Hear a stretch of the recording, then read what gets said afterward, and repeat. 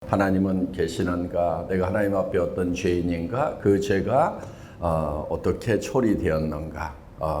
요 내용을 반복적으로 이렇게 계속 듣고 계시는데, 뭐 이제 어느 정도 아는데 계속 들어야 되나 이렇게 생각되는 학생이 있다고 하면은 여러분들이 동일하게 이 사경의 강의를 할 수 있을 때까지 들어야 됩니다. 왜냐하면 결국은 여러분들이 다음 세대를 이어서 이 복음을 전하는 사람들이 되어야 되기 때문에 본인이 나 이제는 선생님들 안 계시더라도 내가 해도 되겠다. 그 정도 되면은 이제 충분히 들었다 이렇게 볼 수가 있고요. 직접 나가서 하는 것은 좀 어려운데 그러면은 계속해서 들어야 된다. 저는 이제 고1 때 처음으로 이 복음을 알게 됐고, 그 복음이라고 하는 것이 하나님 앞에 죄인인 저를 하나님께서 용서하시기 위해서 그 맏아들 독생자 예수를 이 땅에 보내시고 십자가에 죽게 하신 것이 바로 내 죄 때문이었다는 것, 죽기까지 나를 사랑하셨다는 그 사실이 제 마음에 절실하게 알아졌을 때, 깨달아졌을 때, 그때가 바로 이제 딱 여러분 나이대인 고1 때였던 것 같아요. 1972년도니까 그 이래로 계속해서 하나님과 이렇게 동행하는 삶을 살았다 하는 그런 생각을 가지고 있습니다. 물론 모든 것 만족할 만큼 잘 살았냐 하면은 그렇지는 못합니다. 그렇지만은 그래도 주님이 인도하심이 있어 가지고 곁길로 가려고 할 때마다 주님께서 치시는 것도 있었고, 또 새롭게 보여주는 길이 있어서 그 길을 여기까지 따라왔다 하는 생각이 듭니다. 앞으로 남은 길이 그렇게 이제 많지 않기 때문에 이제 조금만 더 가면 되겠구나 하는 그런 생각을 가지고 있습니다. 예수님이 이제 돌아가시고 나서 제자들이 매우 실망을 했죠. 그래서 그 실망을 대표적으로 표현한 말이 바로 베드로가 했던 말, 나 이제 고기 잡으러 간다 하는 그 말이었을 것입니다. 야, 이제 끝났다. 아이고 새로운 게 있나 싶어서 이렇게 기대를 해봤더니 결국은 꽝이네. 아이고 나 고기나 잡아 먹고 살아야지. 나 고기 잡으러 간다 하고 갈릴리로 이제 갔던 거죠. 정말 예수님 입장에서 봤을 때는 한심했으리라는 생각이 듭니다. 3년 반이나 이렇게 데리고 다니면서 가르쳤고 그렇게 많은 이적들, 기적들을 보여줬는데도 결국은 내가 죽고 나니까 예수님 입장에서는 내가 죽고 난 다음에 예수님 죽음에 대한 죽음의 의미가 무엇인지에 대해서 그것을 세상에 전하라고 3년 반을 가르쳤는데 그것을 포기하고 아이고 이제 나 고기나 잡아먹고 살란다 이렇게 갔을 때 정말 한심하다는 생각이 들었을 겁니다. 그러니까 이제 그 갈릴리 바닷가, 제가 2년 전인가 3년 전에 예수님이 그 고기를 구웠다고 하는 베드로 이렇게 고기를 구워줬다고 예측이 되는 그 바닷가에 이렇게 가서 이렇게 봤습니다. 참 굉장히 쓸쓸하셨겠구나 하는 그런 생각이 들었어요. 어떻게 보면 한심한 거죠. 예. 그래서 결국은 그 고기 잡아먹어도 얼마 못 살다가는 결국은 죽을 건데 그거나 하겠다는 건가. 또 예수님은 그런 심정이 들었겠지만은 부활의 생명을 알지 못하는 베드로 입장도 보면은 굉장히 절망하고 낭망하고 낙심했던 것 같아요. 그러니까 아이고 대책 없다. 고기나 잡아먹고 살다가 죽을란다. 이렇게 하지 않았던가 이렇게 생각이 듭니다. 그런데 거기서 우리 강교감님이 이제 말씀을 해주셨듯이 이것들보다 고기 이렇게 구우면서 뒤적 하면서 야 베드로야, 야 이것들보다 네가 나를 더 사랑하냐? 너 지금 나 버리고 이것을 위해서 남은 생을 바치겠다고 여기 왔지 않느냐? 야 이것보다 나를 더 사랑해? 이렇게 물으시는 그런 장면이 너무 생생하게 들으면서 떠올랐습니다. 우리가 살아가는데 대개 이제 딱 두 가지의 삶을 삽니다. 뭐 여러 가지 복잡한 것 같지만은 직업도 여러 가지가 있는 것 같지만은 고기 위해서 사는지 아니면은 영원한 생명인 예수님을 전하기 위해서 사는지 요 두 가지 삶으로 딱 나눠진다고 봐요.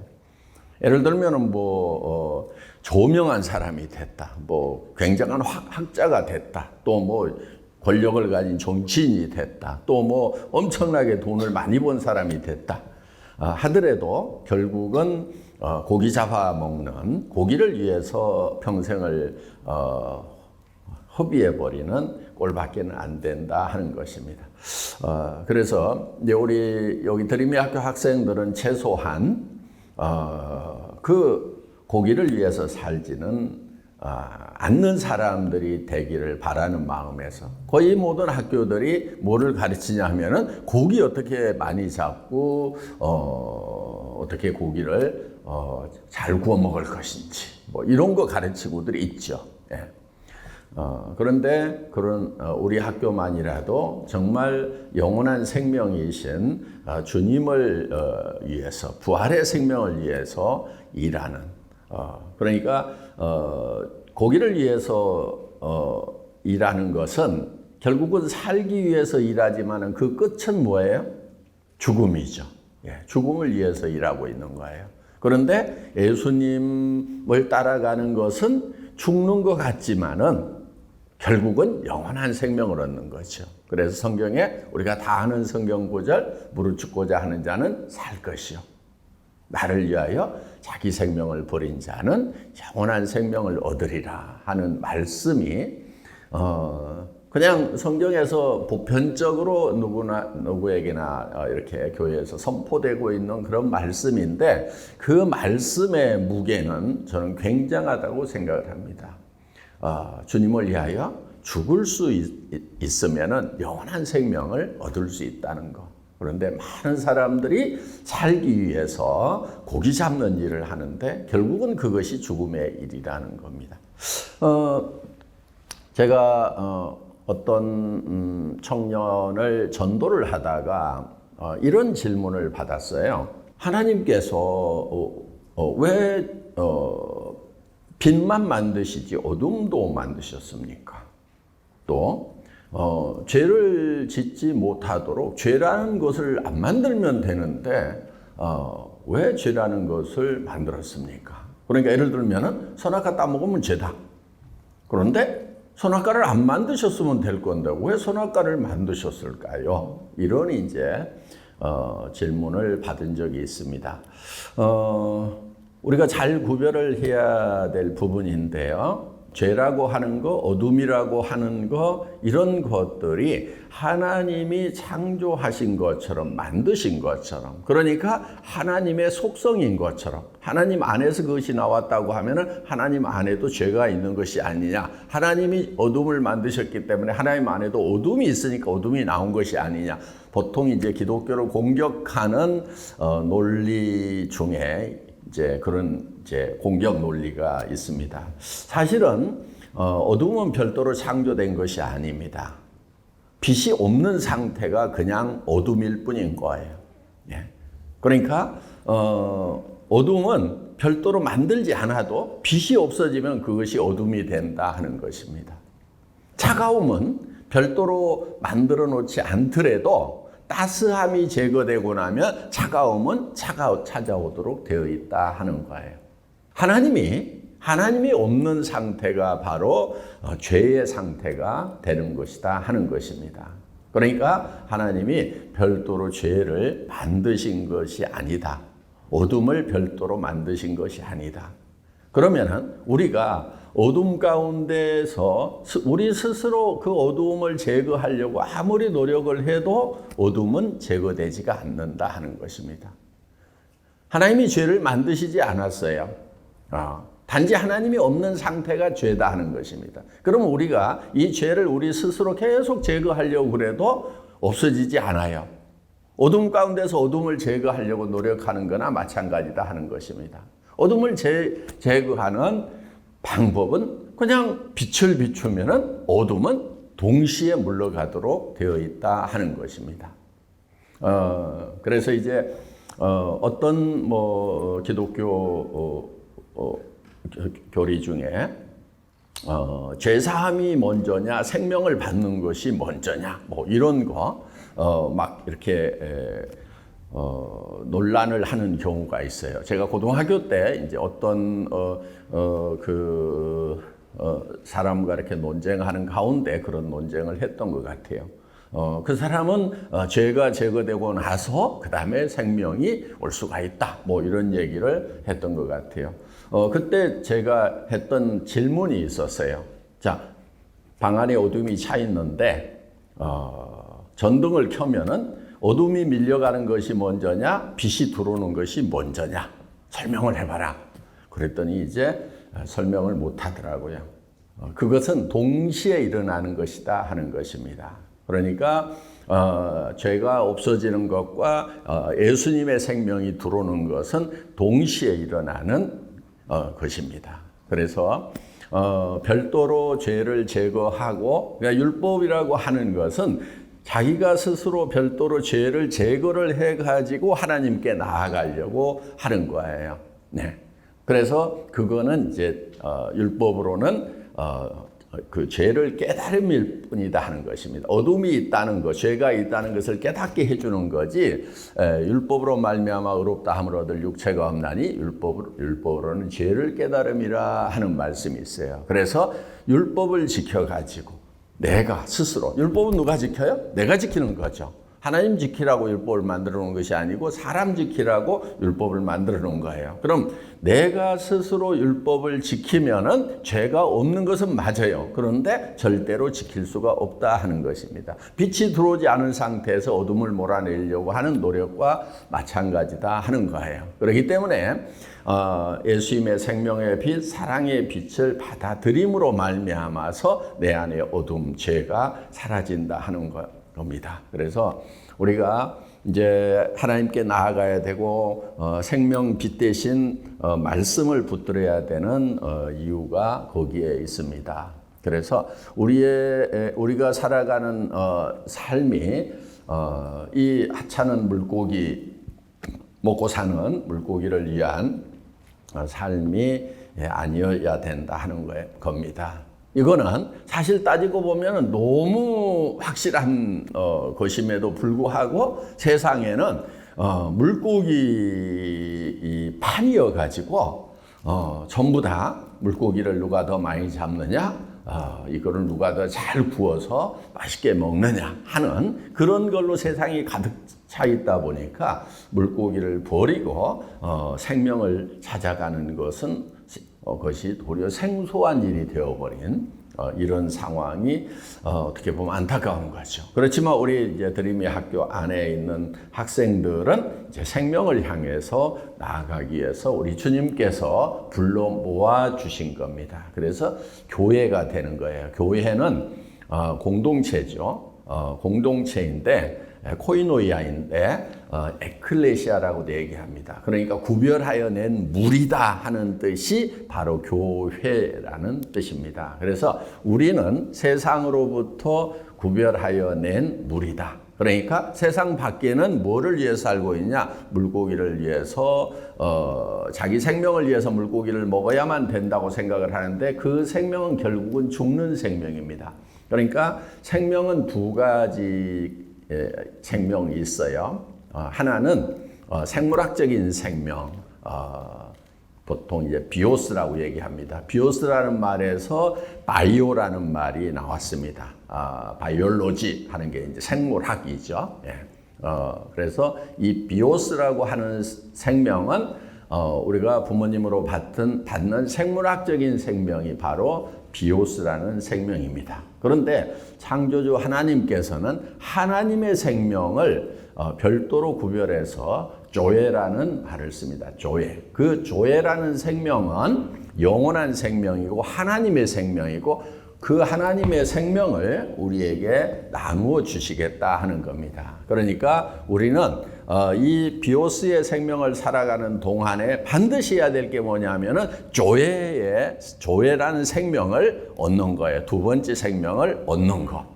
그것이 이 비오스의 생명을 100년 동안, 100년 정도 누리는 동안에 유일한 목적인 거예요.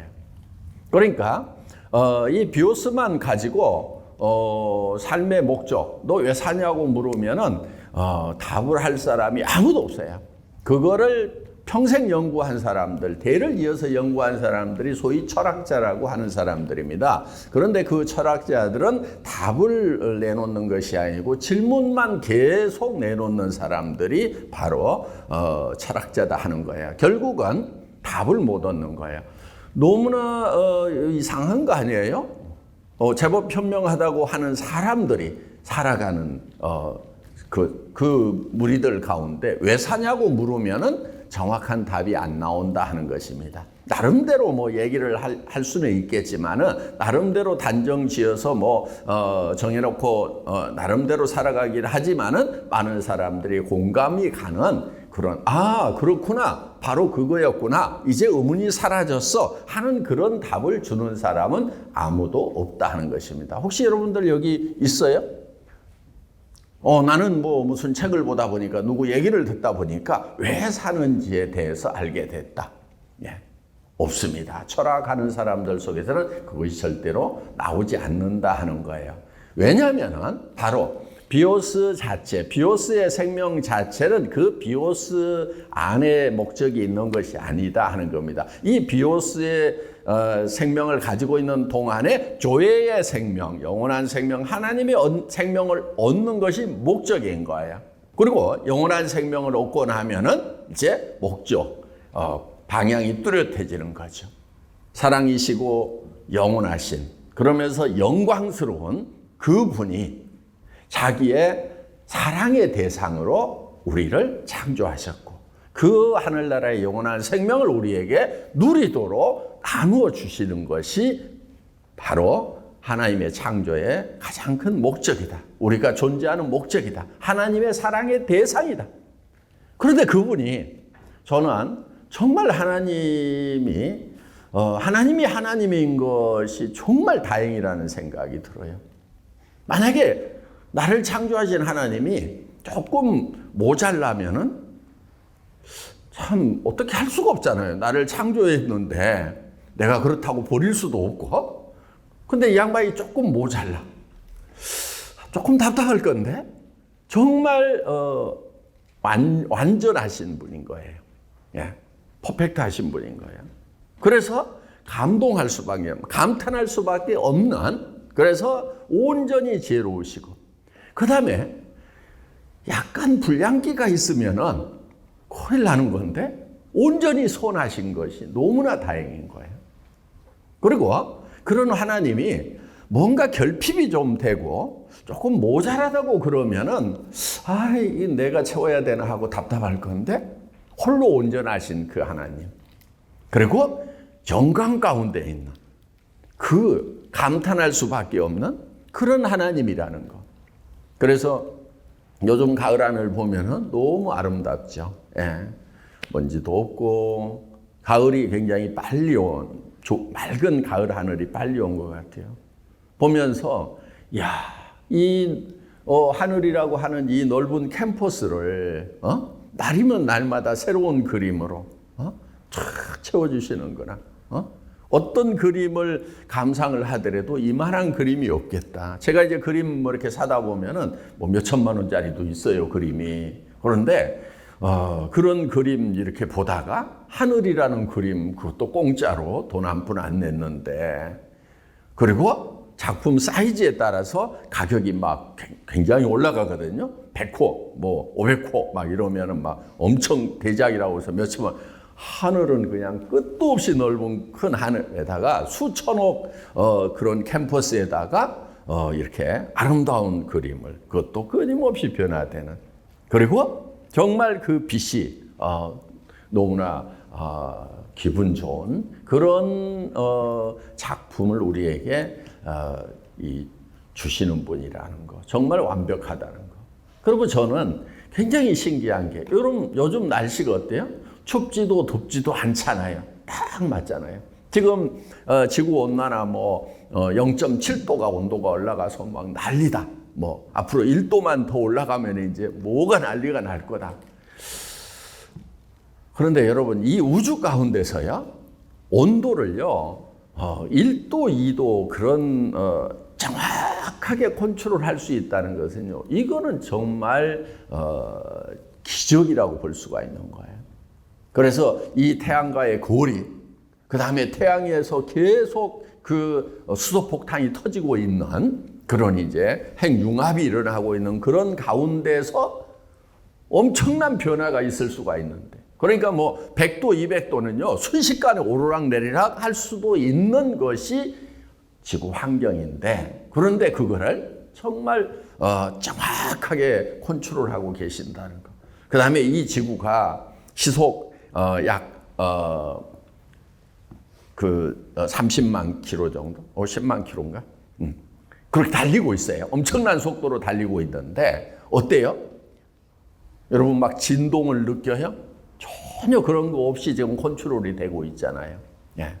저는 이 지구라는 별이 이 시커먼 우주 공간을 엄청난 속도로 달리면서도 진동 하나 없다는 거.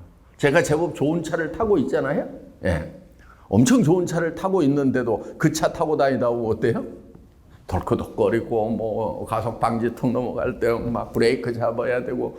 그런데 그 자동차보다도 몇천 배 빠르게 달리고 있는 이 지구가, 이 어마어마한 지구가 이렇게 조용하게 달릴 수 있다는 것.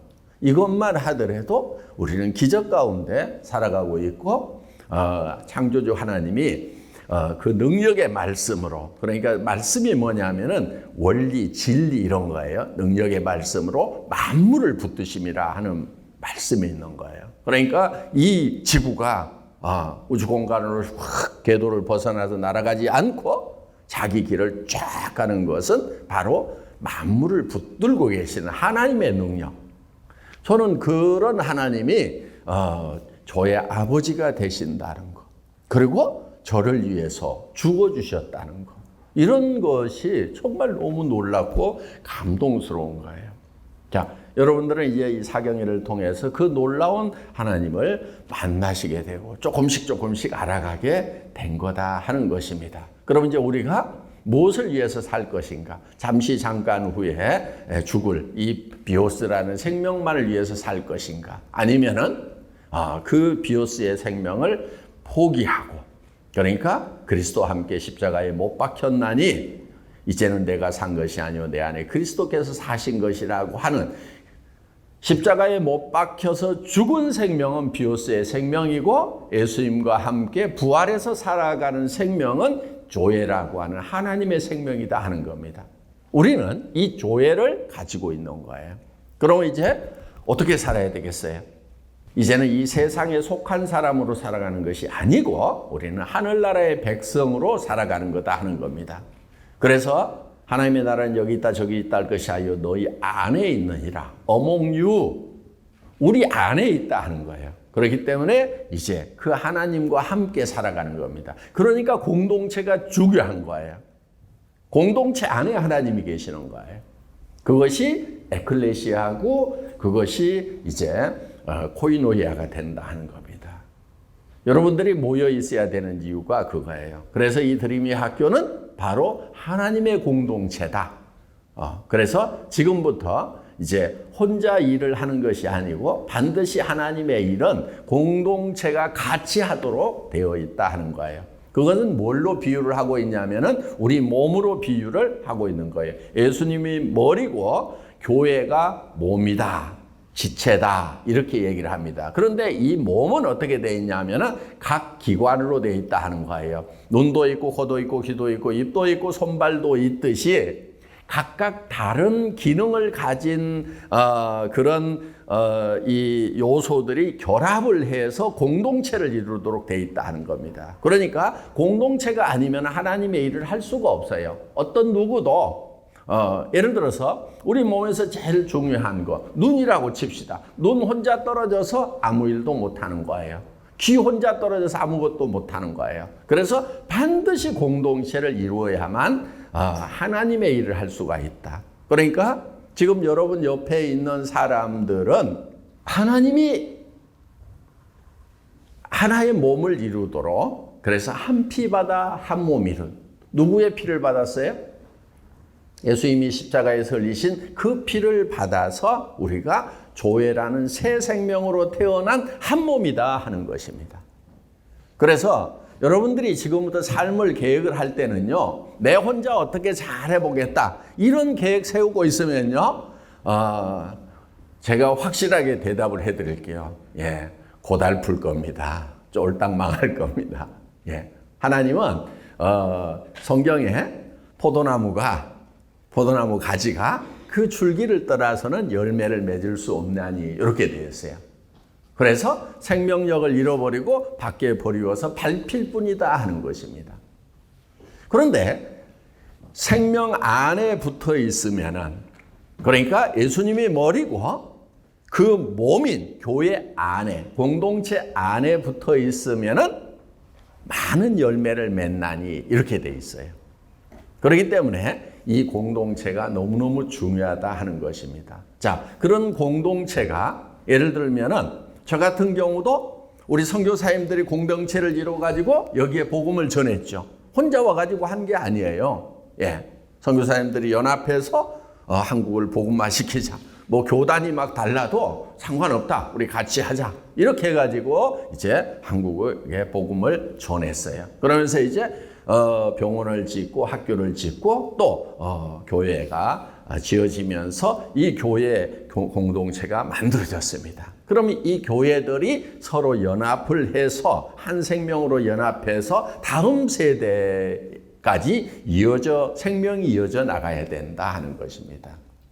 그렇기 때문에 여러분들은 옆에 있는 사람이 여러분이 눈이라고 그러면은 옆에 있는 사람은 코나 입이나 귀라고 생각을 해야 돼요. 여러분이 손이라고 그러면은 옆에 있는 사람은 다리나 또 귀나 입이나. 자, 손 혼자 살아갈 수가 없죠. 눈이 있어야 되고, 예, 입이 먹어줘야 손에 영양소가 가도록 되어 있고. 그래서 누군가를 통해서 내한테 공급을 해줄 거다. 그렇기 때문에 옆에 있는 사람들을 내 혼자 그냥 하나님만 잘 따라가면 되지. 예, 전부 다 실패한 그리스도인들이 그렇게 가다가 실패를 했다 하는 것입니다. 그렇기 때문에 반드시 합력하여 연합하여 선을 이루어 나가도록 그 선은 하나님의 일이다 하는 것입니다. 그런 측면에서 옆에 있는 동료들은 매우 중요한 존재다 하는 거예요. 그래서 여러분들이 그 동료를 중요하게 여기고 표현하는 방법이 뭐냐면은 섬기는 거예요. 같은 레벨인 것 같지만은 그 동료를 섬기는 거다 하는 것입니다. 예를 들면은 자, 손 자신을 위해서 일하는 것이 아니고 다른 기관들을 위해서 일을 하는 거예요. 그렇죠? 눈이 자기만을 위해서 일하는 게 아니에요. 눈이 문제가 생기면은 여기저기 부딪혀서 다른 기관들이 망가지는 거죠. 그렇죠? 입이 고장나서 먹을 수가 없으면은 다른 전신의 모든 기관들이 다 영양 결핍이 걸릴 수밖에 없다 하는 거예요. 그러니까 내가 손발이면은 다른 친구는 입이다, 눈이다, 귀다 이렇게 생각을 하고 어떻게 해야 돼요? 섬겨야 돼요. 닦아주고, 이렇게 보살펴주고, 이런 것들을 해야 되는 거다 하는 겁니다. 그것을 예수님이 모범을 보이셨어요. 그래서, 발을 씻겨주셨죠. 예. 발을 씻기는 그런. 우리 이제, 학생들 이제 세족식도 하고 그랬잖아요. 이기생도 했나요? 예. 그걸 했는데 그것이 그냥 형식적인 것이 아니고 진짜 그렇게 살겠다는 것을 우리가 행동으로 직접 표현을 한 것입니다. 예. 그런데 자기 발은 안 씻어도 돼요. 자기 발은 대개는요 자기 발만 씻으면서 살아요. 그런데 성경에는 자기 발을 씻는 것이 아니고 남의 발을 씻기라 이렇게 돼 있어요. 그럼 내 발은 어떡하지? 예, 다른 사람들이 와서 씻어주도록 이렇게 되어 있다 하는 것입니다. 그 믿음이 있어야 돼요. 근데 내 발을 내가 안 닦으면은 아무도 닦아줄 사람이 없어. 그러니까 나는 내 발부터 닦아야 돼. 이러다 보면 평생 자기 발만 닦다가 이제 끝나는 삶이 된다 하는 것입니다. 그런데 남의 발을 닦아야 된다. 예수님이 우리 마음속에 그러다가 내 발은 아무도 안 닦아주면 어떡하지? 그런 걱정을 할까 봐서 예수님이 닦아주시고 간 거예요. 그러니까 다른 옆에 사람이 안 닦아주면은 내가 닦아줄게. 이게 예수님이 우리에게 전해주는 메시지다 하는 것입니다. 그러니까 걱정할 필요 있어요, 없어요? 없죠. 예. 그래서 우리는 남의 발을 닦는 일에 집중을 하는 삶이 되어야 된다 하는 것입니다. 그런데 그렇게 이렇게 살아가려고 하면은 사실 세상에 대한 미련이 있죠. 그러니까 이 맛있는 고기도 먹어야 되는데 이 세상 것도 제법 괜찮은데 세상 것을 다 버리라고 하는 그런 생각이 들 수가 있다 하는 것입니다. 그런데 실제로 장차 우리에게 나타날 우리에게 주실 하나님의 나라는 아직 그 영광이 다 드러나지는 않았어요. 예. 지금은 약속이 되어 있는 상태입니다. 예, 약속이 되어 있어요. 우리가 들어가는 걸로 약속이 되어 있어요. 예. 그러니까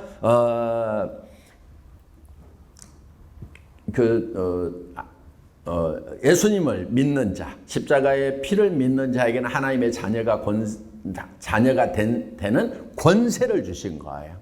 그러니까 권리예요. 이거는 권세예요. 누구도 뺏어갈 수가 없어요. 그러니까 여러분들이 나 예수님 믿었기 때문에 나 천국 백성이라고 주장을 할 수 있는 권세를 줬다 하는 겁니다. 그런데 아직 그 영광이 드러나지 않다 보니까 아직은 세상 것이 좋아 보일 수가 있어요. 세상도 하나님이 창조하신 것이기 때문에 제법 괜찮을 수도 있어요. 살만하게 지어놨기 때문에 제법 괜찮을 수도 있다 하는 것입니다. 그런데 이 세상 것에 취하지 않고 정말 하나님의 나라를 사모하게 되려고 하면은 하나님 나라를 좀 아는 것이 필요해요. 제가 기도하는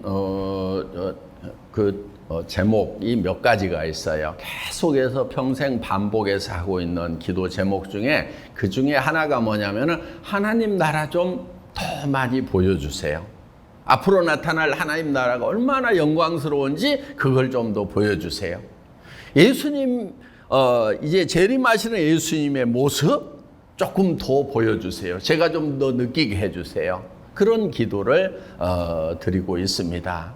그러는 가운데 하나님의 나라 정말 기가 막히구나 하는 것을 성경에 이렇게 좀 표현을 해놨어요. 그러니까 무슨 광채가 번쩍해갖고 하나님 나라가 촉 이렇게 보여지는 그런 일도 있으면 좋겠는데 그런 일은 없었고요.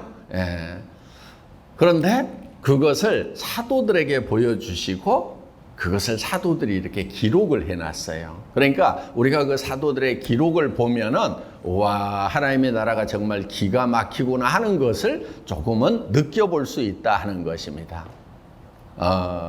요한계시록에 그게 표현이 되어 있습니다. 요한계시록 21장 앞으로 우리가 들어갈 천국이 어떤 모습인지 새 예루살렘이라고 하는 부분을 잠깐 원문을 보면서 말씀을 드리도록 하겠습니다. 이제 요한 사도가 반모섬에 유배가 돼가지고 갇혀 있으면서 이 계시록을 기록을 했죠. 그 중에 예수님께서 요한 사도에게 요한 사도는 나이가 가장 어렸어요, 사도들 중에서. 그래서 가장 늦게까지 사신 분이에요. 그리고 예수님이 자기 어머니 마리아를 부탁했던, 이제는 네 어머니다, 잘 모셔라, 이렇게 부탁했던 분이 요한 사도세요. 그래서 그 어머니가 이제 돌아가시고 나서 한참 후에 복음을 전하다가 반모섬에 갔는데, 그때 이제 그 요한 사도에게 하나님이 환상으로 보여주신 내용이 있습니다. 그게 새 예루살렘 성인데요.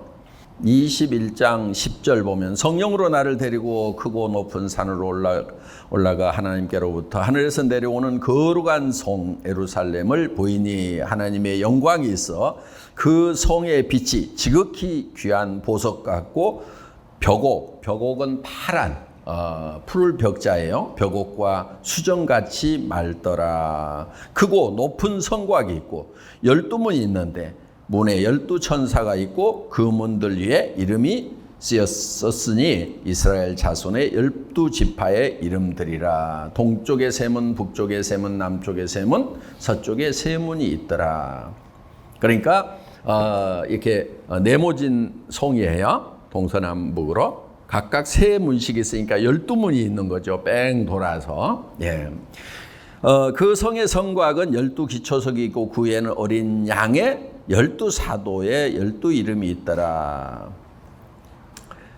내게 말하는 자가 그 성과 그 문들과 성곽을 측량하려고 금 갈대자를 가졌더라. 그 성은 네모가 반듯하여 길이와 너비가 같은지라 그 갈대자로 성을 측량하니 12,000 스타디온이요 길이와 넓이와 높이가 같더라. 그러니까 송의 치수까지 딱 나와 있어요. 여기 보면은 자 12,000 스타디온이요 이렇게 돼 있어요.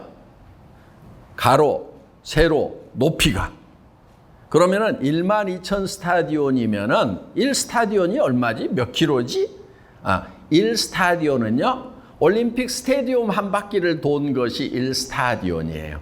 예. 그래서 그리스의 올림픽 스테디움이 있죠. 예. 그게 이제 두 개가 있어요. 하나가 192m, 하나는 170 몇 m가 돼요.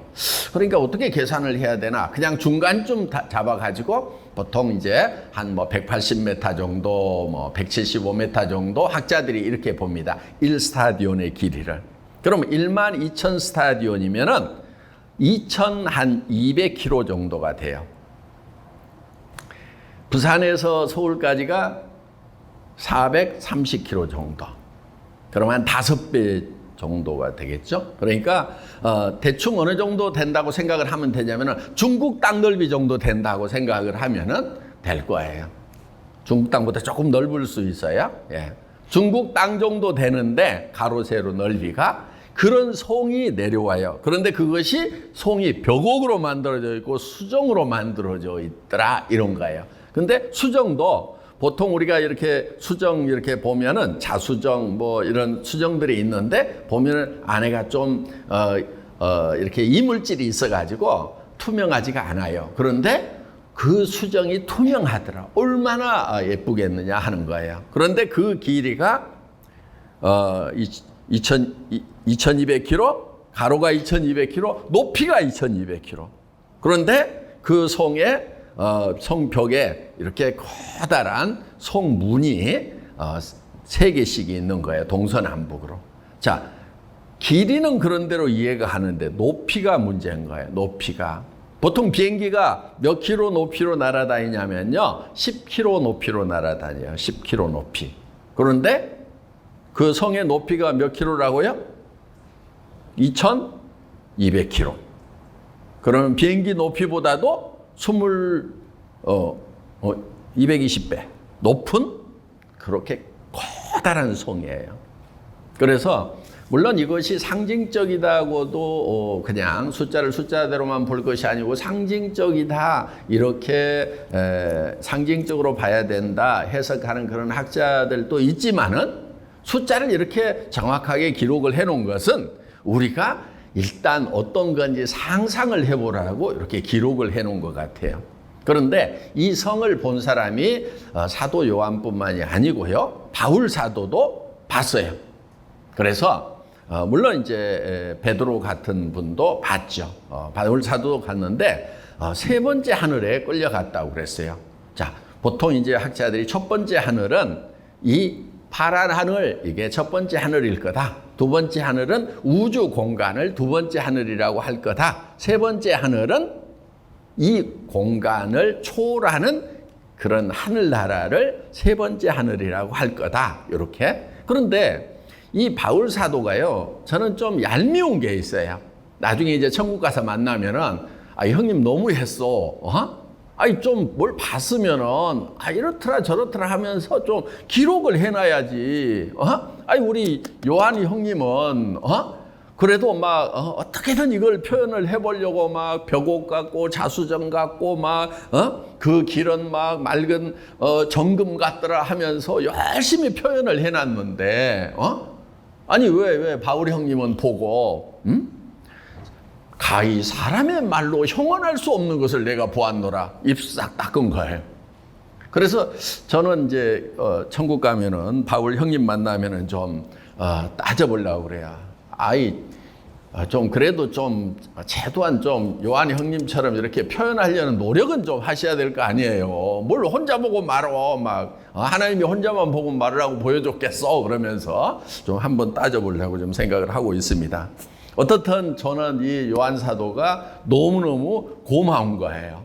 왜? 이 기록이 없다고 그러면은 우리가 장차 들어갈 그 새 예루살렘, 내가 살아갈 하늘나라에 대해서 상상하기가 어려워요. 예수님은 이렇게 얘기를 하셨죠. 내가 처소를 예비하러 가노니 그할 곳이 많도다. 이렇게 해놨어요. 근데 그할 곳이 많다는 게 얼마나 많은 거야? 영어로는요, 처소를 맨션 일어났어요. 근데 우리는 보통 맨션 아파트 뭐 이런 정도로 이제 해석을 하는데 굉장히 아름다운 그런 그 곳을 우리에게 예비를 하셨다. 영원히 살아갈 곳을 예비를 하셨다는 겁니다. 그런데 성경에서 가장 이렇게 구체적으로 기록해 놓은 부분이 바로 이 요한계시록입니다.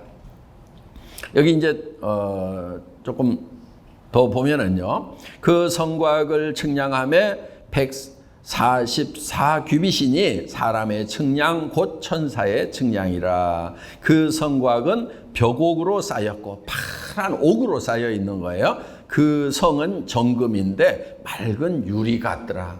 순금.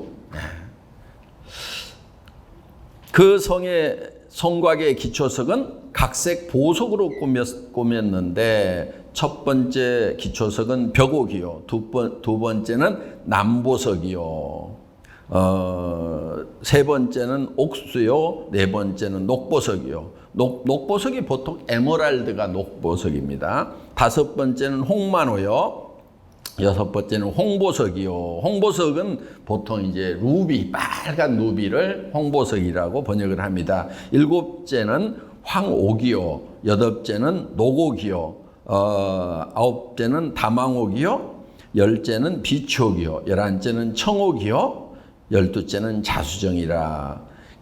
그 12문은 12진주니 각 문마다 한 개의 진주로 되어 있고 문이 진주로 되어 있다는 거예요. 그런데 그게 진주 한 판이라는 거예요. 진주는 크기에 따라서 가격이 점점 올라가죠. 그렇죠? 그런데 그 어마어마한 성문이 한 판의 진주로 되어 있다. 정말 아름다울 것 같아요. 그 문만 바라보고 있어도 눈이 황홀할 것 같은 그런 느낌이 들어요. 이렇게 조그마한 진주 반지 하나만 보고 있어도 참 빛이 신비롭다 하는 그런 느낌이 들죠. 성의 길은 맑은 유리 같은 종금이더라. 길이 이런 보도블록도 아니고 그야말로 맑은 유리 같은 종금이더라 하는 겁니다. 성 안에서 내가 성전을 보지 못하였으니 이는 주 하나님 곧 전능하신 이와 및 어린 양이 그 성전이심이라. 하나님 나라의 새 예루살렘에는 성전이 없다 하는 거예요.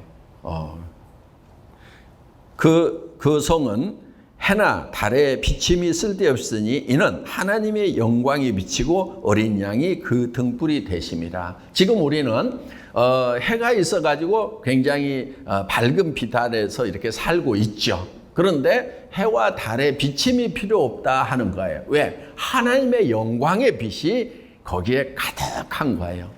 그러면 최소한 이 태양빛의 아름다움하고는 비교가 안 될 거다. 이렇게 생각을 하는 겁니다. 자, 우리가 이제 이 성전을 이렇게 보면은 광야에 장막으로 지은 성전이 있고 솔로몬 성전이 있었어요. 그런데 그 성전 안에 들어가면은 사실 그 구조로 봤을 때는 빛이 하나도 들어올 수 없도록 깜깜하게 되어 있어요.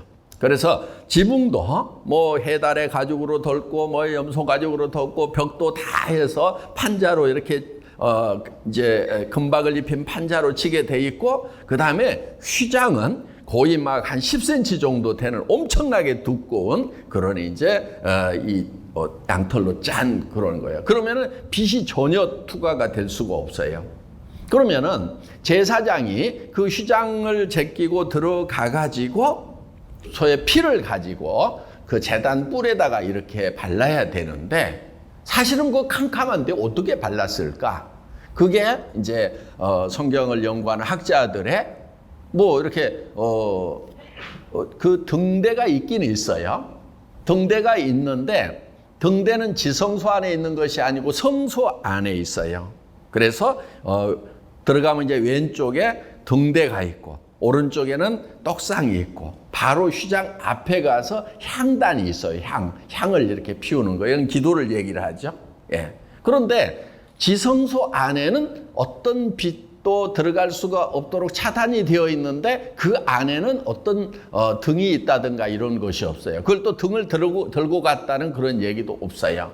그러면은 그 안에는 어떤 빛이 있었을까 하는 거, 이제 성경학자들이 예측하기는 하나님의 영광의 빛이 그 법궤에서 쫙 나와서 그 지성소 안을 영광의 빛이 가득 채우고 있었을 거다 하는 겁니다. 그러니까 어떻게 보면은 밖에 있는 빛보다도 훨씬 더 밝고 영광스러운 빛이 그 안에 가득 차 있었을 거다 하는 것입니다. 그리고 하나님이 임재하시기 때문에 하나님은 곧 빛이시고 사랑이시고 생명이시고 영이시거든요. 그렇기 때문에 그 휘장 안에는 지성소 안에는 빛이 있었을 거다. 그래서 그것을 보고 이제 빛이 있기 때문에 그 뿔에다가 이렇게 피를 바를 수가 있었을 거다. 이렇게 보고 있다 하는 것입니다. 그렇기 때문에 여기에 나오는 성 안에서 내가 성전을 보지 못하였으니 이는 주 하나님 곧 전능하신 이 및 어린 양이 성전이심이라. 그 성은 해나 달에 비침이 쓸데없으니 이는 하나님의 영광이 비치고 어린 양이 그 등불이 되심이라. 만국이 그 빛 가운데로 다니고 땅의 왕들이 자기의 영광을 가지고 그리로 들어가리라. 낮에는 성물들을 도무지 닫지 아니하리니 거기에는 밤이 없음이라. 그리고 무엇이든지 속된 것이나 가정한 일 또는 거짓말하는 자는 결코 그리로 들어가지 못하되 오직 어린 양의 생명책에 기록된 자들만 들어가니라 하는, 저는 그 젊은 날에 이 요한계시록을 이렇게 보면서 그 12,000 스타디온 약 2,200km 정도를 가로 세로 높이 해가지고 그 다음에 이렇게 높이. 근데 거기에서 우리가 그 안에서 이제 성 안에서 산다고 하는데 그게 빌딩처럼 아파트처럼 이렇게 층층이 되어 있을까? 아니면은 그냥 이렇게 그냥 빈 층이 없이 큰 그냥 홀로만 되어 있을까? 요한 사도가 그런 거는 기록을 안 해놨거든요. 그러니까 이제 제가 상상을 해볼 수밖에 없는 거예요. 그러면은 거처 맨션이라고 그랬으니까 그럼 우리한테 각각 이렇게 아파트처럼 뭐를 공간을, 개인 공간을 주는가? 그렇게 준다고 생각하고, 그러면은 몇 명이나 들어갈까? 그러면 이제 지금까지 하나님의 자녀가 된 사람들이 몇십억 정도가 될까? 한 100억이라고 치자. 아니면 10억이라고 치자. 10억 명이라고 치자. 예를 들면 100억 명이면은 그 100억 명이 이 공간을 나눠 갖는다고 하면은 얼만큼이나 넓은 면적을 가지게 될까? 이런 것을요, 정말 어떻게 보면 쓸데없는 것 같은데, 그런 걸 새벽 2시, 3시까지 막 계산한다고 하고 있었던 그런 젊은 날이 있었던 것 같아요. 그런데,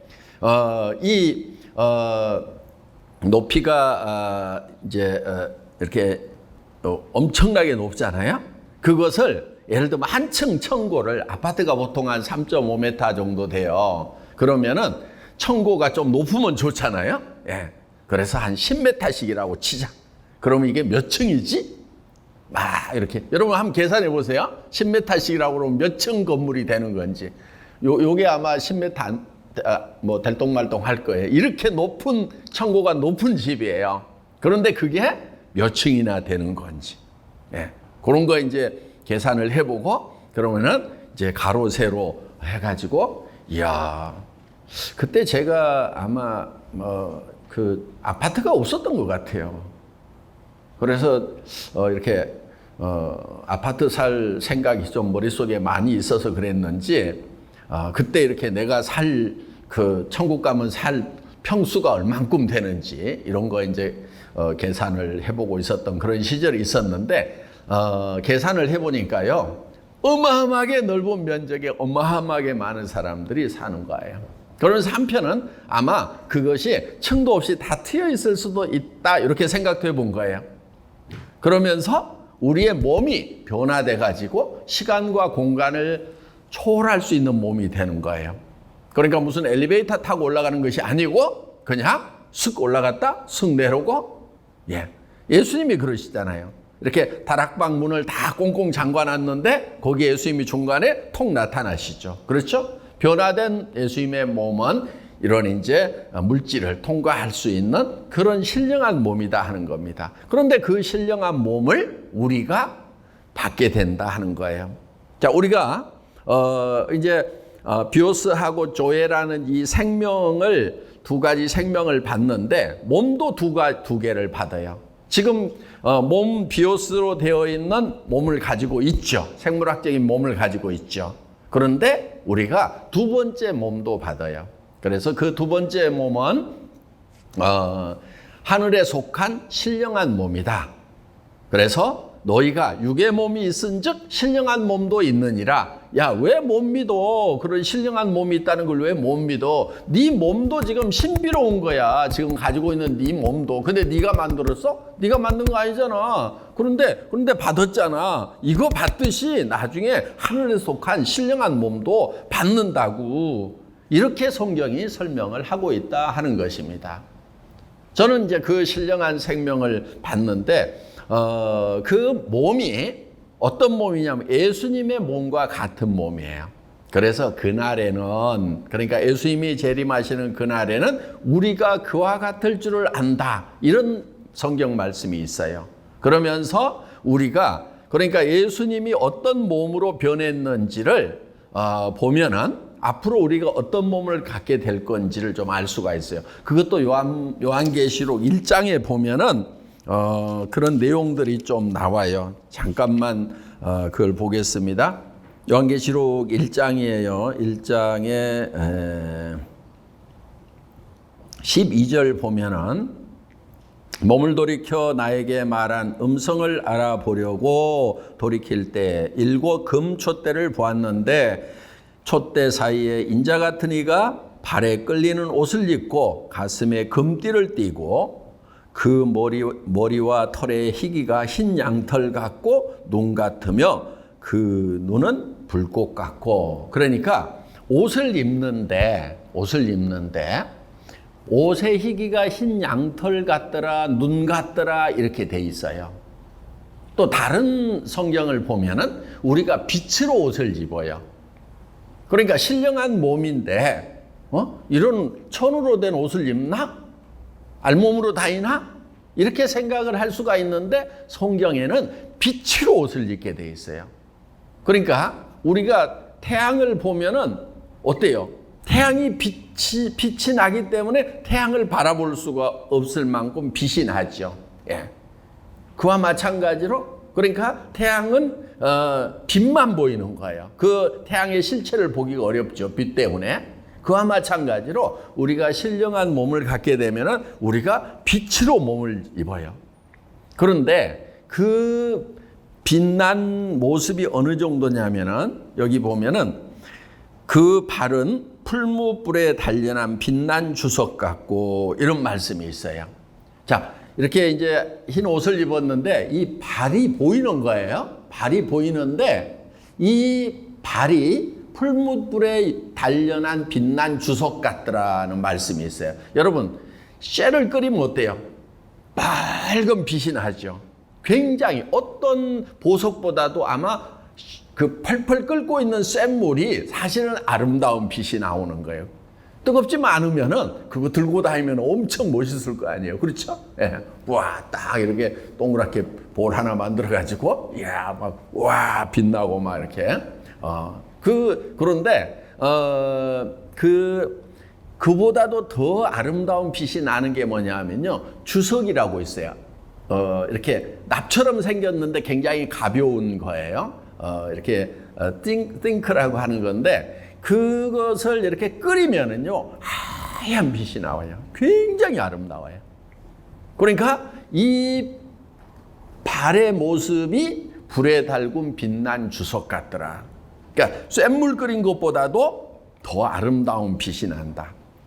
그런데 장차 우리가 이 예수님의 몸과 같은 몸을 받게 된다는 거예요. 그러니까 우리가 이제 그 변화된 모습으로 쫙 나타나면은 쇠를 불로 달궈 놓은 것처럼 빛이 팍 나는 거예요. 그리고 그 얼굴이 여기 보면은 그 음성은 맑은 물소리 같으며 그의 오른손에 7별이 있고 그 입에서 좌우에 날선검이 나오고 그 얼굴은 해가 힘있게 비치는 것 같더라. 그러니까 얼굴이 해가 빛나는 것처럼 빛난다는 거예요. 온몸이 빛나는 거예요. 자, 여러분이 앞으로 지금 이렇게 칙칙한 몸 말고 지금은 빛나는 거 없잖아요. 그렇죠? 네. 눈동자는 지금 빛난 것 같아요. 지금 바라보고 있는 눈동자는 빛난데 여러분들이 막 해처럼 얼굴이 빛나. 우리가 다 그렇게 바뀐다는 거예요. 예수님 재림하시는 그날에는. 그러니까 우리가 이제 십자가의 그 보혈의 능력을 믿음으로 말미암아서 우리는 의롭게 되는 거예요. 예, 의롭게 되는 거예요. 그 다음에 우리가 점점 예수님을 따라가면서 성화가 돼 나가는 거예요. 그 다음에 이제 마지막 단계가 영화예요. 영화. 예. 그래서 이 영화롭게 되는 거. 이 영화롭게 되는 것은 정말 창조주 하나님의 모습과 같이 되는 거예요. 그래서 우리가 하나님의 자녀가 되는 거예요. 모습이 같지 않으면 자녀가 아닌 거죠. 하나님이 우리를 낳았다고 그러는데 하나님하고 모양이 영 달라. 그러면은 자식이라고 할 수가 없다 하는 겁니다. 그래서 성경에 보면은 그날에 내가 아버지의 보좌에 앉은 것 같이 너희를 내 보좌에 앉게 해 주리라. 이런 말씀이 있어요. 자, 우리가 그렇게 영광스러운 모습으로 바뀌는데 우리가 앉는 자리가 어떤 자리냐면은 바로 왕의 자리에, 하나님의 자리에 앉게 된다 하는 거예요. 하나님이 어디에 앉냐면은요, 예수님이 어디에 앉냐면은 하나님 보좌에 앉아요. 그러니까 그분이 하나님인 거예요. 그렇죠? 예. 그런데 그 자리에 우리를 앉게 해주는 거예요. 그래서 그 보좌가, 그 스론이 복수로 되어 있지 않고 단수예요. 하나밖에 없어요. 그런데 하나님도 앉고 예수님도 앉고 우리도 앉아요. 그래서 그리스도와 더불어서 1000년 동안 왕노릇하리라 하는 말씀이 기록이 되어 있다 하는 것입니다. 그렇기 때문에 우리에게 장차 앞으로 나타날 그 영광을 생각을 하면은 우리가 이 세상 거 물고기 몇 마리 잡아먹고 사는 거 그러다가 죽을 수밖에 없는 그 길로 갈 것인가? 아니면 예수님을 따라가서 정말 그날의 영광스러운 그 모습을 지금 가져와서 나는 앞으로 이렇게 변할 사람이야. 나는 하나님이 이렇게 나를 귀하게 생각하는 분이야. 나는 이 세상 것을 쫓아가는 것이 아니야. 영원한 하늘나라에 살게 될, 영원히 살게 될 그런 백성이고 그것은 벌써 지금부터 내 안에서 시작이 된 거야. 우리 안에서 시작이 된 거야. 이런 마음을 가지고 살아갈 때 우리가 성화의 길로 갈 수가 있다는 거예요. 지금은 우리가 이렇게 성화가 돼야 되는 거예요. 그건 성화가 되는 것은 죄로부터 멀어지는 삶. 그러니까 너희는 거룩하라. 내가 거룩하니 너희는 거룩하라고 말씀을 하셨어요. 거룩하다고 하는 것은 죄와 구별된 것을 거룩하다고 하는 거예요. 죄와 분리된 것을 거룩하다고 하는 거예요. 그런데 우리가 이 거룩한 삶을 살려고 하면은, 죄로부터 분리되려고 하면은 죄를 자꾸 밀어내려고 할 것이 아니다 하는 거예요. 뭐를 해야 되냐면은 바로 어둠을 밀어내려고 하더라도 어둠이 잘 밀려나가지 않듯이, 어둠이 밀려나가는 방법은 뭐냐면은 빛이 들어오면 되는 거예요. 그러니까 우리가 이 세상을 막 이기려고 막 유혹도 막 물리치고 막 세상 것 사랑하지 않으려고 막 그렇게 노력하는 것보다는 뭐를 바라보는 것이 중요하냐면 하늘나라의 영광스러운 모습을 바라보면 이 세상 것들이 아무것도 아니게 된다 하는 겁니다. 그게 우리가 성화되어 나가는 길이에요. 그런데 그 길은요, 그거를 바라봄으로 말미암아서 우리 가슴 속에 너무나 충만감이 넘치는 거예요. 그래서 있는 것을, 마음속에 있는 세상 것에 대한 그런 욕심을 자꾸 이거를 드러내려고 하는 것이 아니고, 다른 종교는 그렇게 해요. 마음을 비우라고 그래요. 네, 마음을 비워라. 그런데 성경은 그게 아니에요. 빛으로 채우라는 거예요. 예. 그래서 이 세상 것들을 자꾸 욕심을 버리고 이 세상 것들을 보지 않으려고 하고 막 이렇게 할 것이 아니고, 더 영광스러운 것을 우리 안에 채워버리면은 이 세상 것들은 너무나 초라한 것이 되는 거예요. 그래서 우리가 세상을 이길 수가 있다 하는 것입니다. 여러분들, 이 세상에서요, 높은 자리 가고, 예를 들면 정치적으로 대통령, 장관, 뭐 이렇게 뭐 국회의원 되고 아무것도 아니에요, 그런 거. 제 친구 중에도 그런 사람들이 있어요. 국회의원하고 뭐 장관했던 친구들이 있어요. 지금 보면 아무것도 아니에요. 예. 돈? 예. 저도 있고 제 주변에 보면은 돈 있는 사람들 많아요. 돈 있는 사람끼리 이렇게 따로 만나니까 보면은 별거 아니에요. 예. 불쌍해. 저 돈 있는데 곧 죽겠네.